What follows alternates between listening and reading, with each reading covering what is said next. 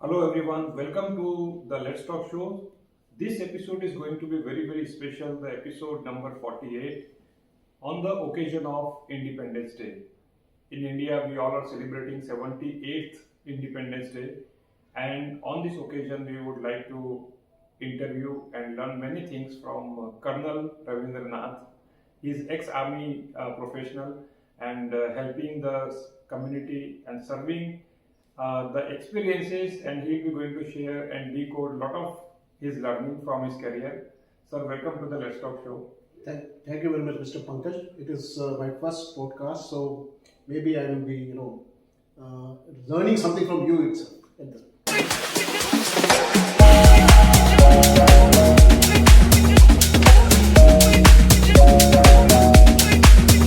So the learning is mutual, sir. Yes. And I always used to learn when it comes to the discipline in the life, it comes from the army. And not only from army, even all the defense personnel. So we already interviewed Marshal Khosla, sir, and he shared a lot of his insights, especially. So this podcast is especially, bringing all the three corps of army from Air Force, Navy, and Army, sir, from the defense. Okay. So, sir, please share about yourself. How has been your career? Just give a brief introduction about yourself, and then we have a lot of questions in our bucket to ask to you, sir. Okay. So to put it across, I am basically Bangalorean by birth and education. After finishing my 12th, I joined National Defence Academy. So where all the cadets from all the three services, Indian Army, Navy and Air Force, they get trained together, where we learn our joint manship.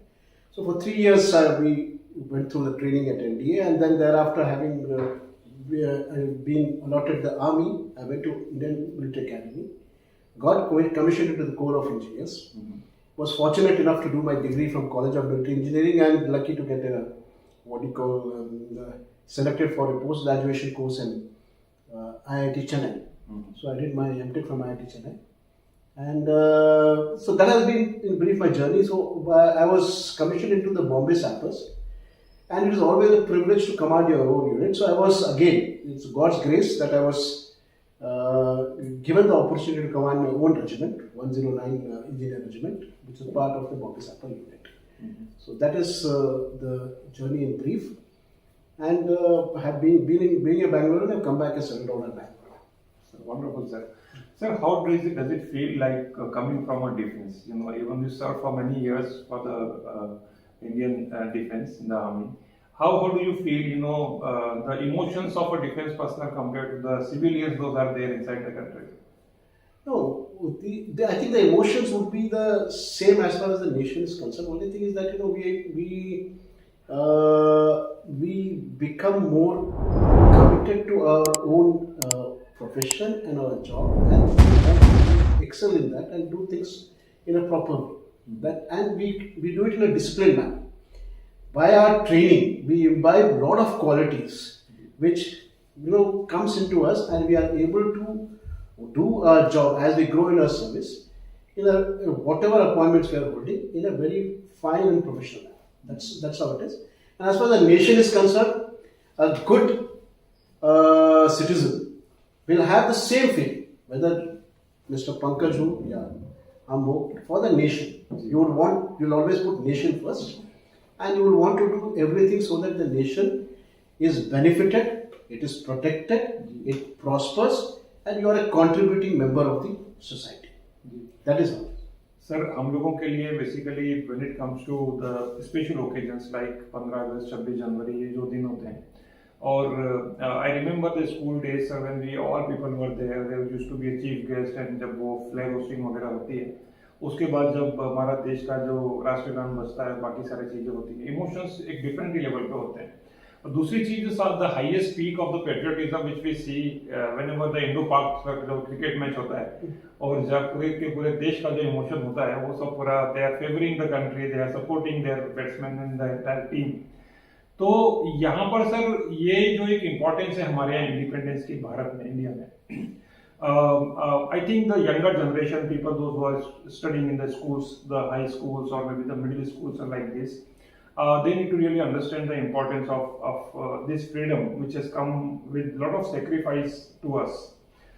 Please share your thoughts on this and what is the importance of a freedom. Why each and individual should in India should really mean it. See, how I look at it is that we are very fortunate to be in a country like India, where we are there's unity in diversity. That's the one part which I would look at. Secondly, we have got freedom. By being in a democracy, we have got certain fundamental duties as well as fundamental rights. The fundamental rights gives us the freedom to express ourselves. So, being such a diverse society, we are able to express ourselves, in whatever way we want, and grow in whichever field which you want.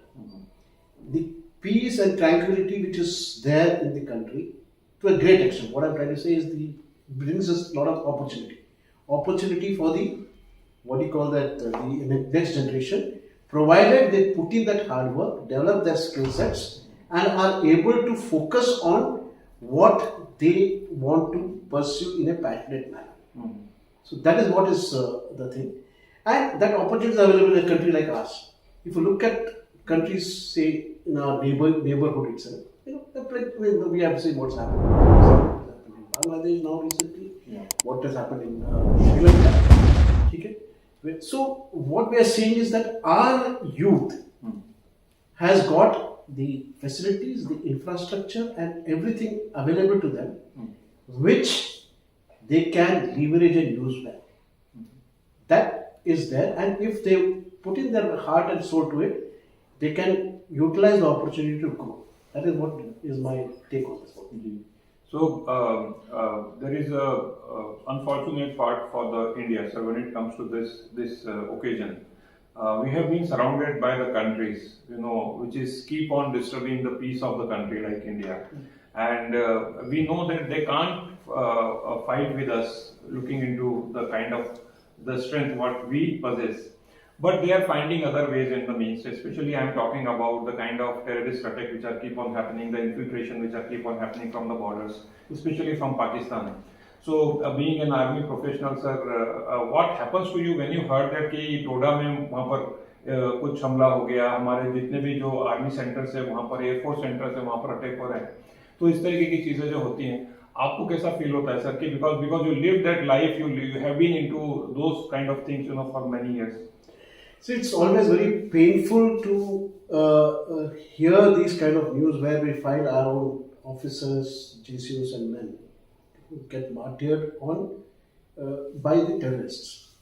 But it is, we cannot, help choose our neighbors. We have to live with them and we have to contain them and we have to manage them. That is very important part of it.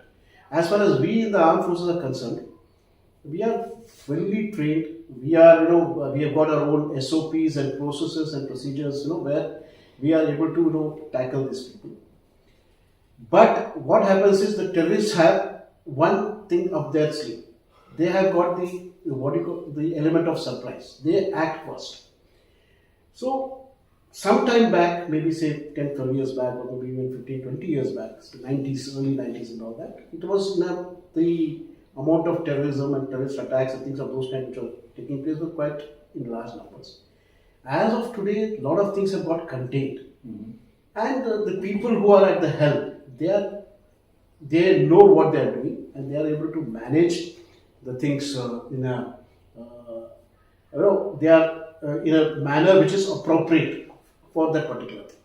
So at the moment, I feel that whatever has happened in say J&K, things have reduced quite a bit, but still the terrorists are innovative. They keep finding different ways and methods to get in, and we also are equally, our officers and the senior commanders sitting at various levels, they are also equal to the task. They analyze all these things. They've got a lot of study which goes on behind this whole thing, and then they calibrate the response appropriately. So you rightly said that they do find a lot of innovative ways to disturb the army and the country. How can we have such that kind of protection where people do not even think to do such nonsense and the nuisance, for the country? Right. I think that is an utopian thing which you are trying to look at. We have to be prepared. It is going to happen. See, there's so much of within Pakistan. Okay, like this, the famous quote which says, if you what do you call follow snakes in your backyard, they're going to bite. Okay, so the same thing is happening there. Within Pakistan, you find that the internal strife is quite a lot. Baluch is there, then the Tehrik-e-Taliban Pakistan, then various other groups which are there. There's so much of infighting. As a society, Pakistan is on its own destroying. Similarly, if you go towards Bangladesh, what has happened now in this students' movement? We saw much before that was Sri Lanka. Sri Lanka almost collapsed as an economy. On the top of us is, China is sitting there. It has got its own, reason. It's a big superpower who's trying to, assert himself wherever it is, whether it's in the oceans or in the borders, wherever, and with various in the ASEAN region, things of those kind. So we are surrounded by these people, and when we are surrounded by these people, we cannot be, immune to or impervious. Nothing will happen to us. It will always be there, and we will have to be prepared to tackle it. That's it. That preparation must be planned well, and which is being done. To a great extent, is being done. And I feel that people who are sitting in the top are doing the job. So when it comes to protection for the country, sir, I see Israel is one of the examples there. The people will think 100 times, before they do something, and this Hamas this all, the gamut which is going on, sir. So do you feel that we should have such protection system? They have Iron Dome and they have so much of, the evolved technological things which is important for the defense of the country. See, Israel is slightly different. Israel is surviving there. It is a Jewish nation surviving, surrounded by, the Palestine and other people and all that. So they have to work in a much more, in a different manner. As far as India is concerned, we have got natural protection in terms of, our geographical terrain and our oceans and things of those kinds. But notwithstanding, to combat, like say, for example, Pakistan on the western border or even China, we have to have adequate resources to us so that it acts as a deterrence. For example, now when the Bharat strike took place, nobody expected that the Honorable Prime Minister would take that decision to go in and strike. Yes. But all this is all, I think it's a very well thought out action which was taken by the people who mattered at that time and the advisors. Because they chose a target where there was no collateral damage and which they could execute. And all these things are, would definitely be there. What is there in the plans, the people who know of it, they know it. Yeah. But they took the risk of going up the escalation ladder and seeing if Pakistan would try to escalate it further. So that is there. That is a game which you have to see and try and act as a deterrence. Now, once this has happened, automatically lot of the fallout has been that things like Bombay attack and all those things are all, people will think twice before they do. The Mumbai type attack or anything else which is done, because they know there is somebody who could take a decision which could further raise the bar and it could create situations which will not be good for them. So I was talking to Air Marshal Anil Khosla, sir, who was leading this the entire, especially the air strike in Balakot, who said that the Balakot strike was a very calculative decision what government has taken and given the order. And it was a very targeted precision that when we make sure that the other civilians will not get disturbed, that especially the centers in the Pakistan, we should get destroyed. And it was done very successfully. And do you feel that such kind of things, may, India should adopt whenever there is a need to? If there is a need, I think there are all plans which are there. I'm 100% sure. See, sometime when we were in the armed forces, we are privy to certain things. But now, with the present situation around, and with the mindset or whatever it is, people who are sitting there, the national security is a big. Okay, they will definitely have plans. We don't have to get worried on that account. They'll have the plans, then they'll have built the wherewithal, okay? and they will be able to, what do you call that, execute them also in such a way where the other person will be worried that it should not go up the escalator ladder. Up till up, what is happening? They will say कि हम भी nuclear power है, ठीक है? So the thing is that if they start trying to say कि हम भी nuclear power है, then India is also not going to sit quietly. So India has also got its own thing. So we will have, they know for sure that if they climb up further on the escalation ladder, then they will be at a loss. So I remember, sir, the statement of our respected Prime Minister Narendra Modi ji. He said that again and again you are giving us a warning that we are a nuclear power. तो हमने क्या अपने दिवाली में पटाखे फोड़ने के लिए समझा के रखे हुए हैं? So that is a message which he conveyed. But I think that even earlier it was there. They also knew it. They are also aware. We are also aware. See, ultimately, if there is a war, both the nations are going to have a setback. We'll go back economically. We'll go back so many years down. We'll go back. But it is better that we don't have a war. But for a troublesome neighbor, so cunning and scheming neighbor like Pakistan or anybody else, it is important that we have our plans in place, with us, and we have the wherewithal for that to execute. And those plans, I'm sure, are there. I'm confident that all these plans exist. And they try to go beyond a particular point, reasonable this one, and they will get the kind of response which they would not have expected. So, in your personal opinion, sir, looking into the so many years of conflict with Pakistan as a neighbor, do you feel that there is maybe some possibility for a war in the future? What I see is that war is always possible. It's possible, but it is the people who are sitting at the top who will have to draw a line. Okay, possibility of war exists even with China, with Pakistan. We are there in the two fronts. It is there, and how much you escalate, how much you take a risk, is up to you. So that is what the Pakistan must understand. But at the moment, Pakistan is struggling with its own internal strife, its own economic situation. War can only come up once if it is supported by, say, something like China or something of that kind. Otherwise, I don't think in the very near future it's possible. But we are to be prepared that there could be a war at any time. So, when it comes to the overall development, the country, when it comes to the overall wealth and the technology, India is far ahead as compared to the Pakistan, sir. We can't even compare. It's not an apple-to-apple comparison because they have further gone into the much the worsening phase when it comes to the overall finance of the country. People are literally fighting internal things, and when it comes to India, they are again showing their eyes, that we are ready. So this is which is there, sir. So now there is no comparison, but this is what they have decided, that we will leave India by 1,000 cuts.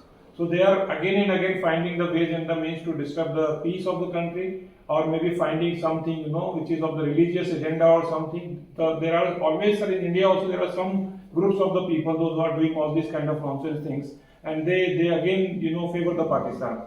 This is the most disturbing things for the country, sir. So my question was, sir, exactly, so when your neighbor or maybe the country is thinking like this, right? And we have seen so many examples, right? They are coming sometime through the sea route, sometime from the border, and this and that. So again, it's about the protection of the country, protection of the people. How can we make our borders that much safer compared to what we have currently, sir? I feel, at the moment our border is quite safe. That's my first take on the thing. People like Musharraf will be there, who will plan, who will think, who will become overconfident and do things like Kargil. Okay? That, such a large border, if you're deployed in that area, you'll get to know it is not that easy. They'll try that, this kind of adventure. But, we have the wherewithal. We are confident about it. In case he does something, we will be able to respond appropriately. That's one point. Secondly, now with the present dispensation having taken very strong stand, they are reluctant to try those kind of adventures. adventures. That's one point. Okay? And the third issue is that they are themselves disintegrating within their own country. So they are weak. It's just that this is a bravado which they are trying to show. They know that they are weak. If they have a war, and if it's just one front war, they will be decimated. No time has Pakistan won against India. 65, 71, kuch bhi. Because firstly, we are more powerful. We have got more, what do you call that, very well trained army. Our jointmanship is very good, whether it is army, navy, air force, cavalry, for senior. We have whatever we have done now so far, we are able to plan our things in a very cogent manner and respond. So I don't think there is any other thing other than building up your own intelligence infrastructure where you can gather the intelligence, and then if they do something, respond in a manner in which they don't again carry on the same approach. Wonderful. Sir, you spoke about the situation of Bangladesh and which is getting worsening. Now, Sheikh Hasina, we all have seen that what happened there. Now, looking into the current scenario, the kind of terrorist activities which are going on, and why there is no army do something, especially in this current area, the kind of mob which is coming to and looting the house and burning the houses of some other people, especially the one community people they have been targeting. So why the army is not there so powerful that they will take a stand that you need to stop all this nonsense and you need to maintain that harmony which was there earlier at the time of Sheikh Hasina? We're talking about the Bangladeshi army. Yeah. It is the internal situation. I think the armed forces did not want to take any action against the students who were, who were the main, protesters, the student community. So they were asked, from what I gathered, again, newspaper reporter thing of those kind, कि Sheikh Hasina did ask the help of the army to contain this kind of thing which was building up. But army chief refused to act against the students. That's one part. Second part is within that, if you're talking that Hindu temples getting destroyed or Hindu people, crops getting looted and things of those kind, it is their internal situation which I think is the reason for that thing. And we as a country, we can do nothing else about it other than to send them out the clear message that please stop doing this kind of genocide against Hindus. I saw some video of one of the US member of the unke jo parliamentarian, whatever it is. She has also given very clearly, I think Tulsi Gabbard, she has very clearly stated that this should be stopped, and that is all we can do at the moment as far as we are concerned. And we as a nation must all unite and give a clear response to them who are targeting a particular community. Balance with everything else is your internal situation, needs to manage it. So can army take such decisions so that we will not go against the students? Can means the only thing, if we can't even think in India such thing may ever happen, right? But in other countries like especially Pakistan and there, basically the political system is just for the sake of the system. Everything is done by their army. See, I'm not qualified enough to comment on that thing part of it, but there must have been certain compulsions as far as they are concerned. Okay. Why the army did not get involved in this their internal situation which is building up. Okay. Sir, my last question.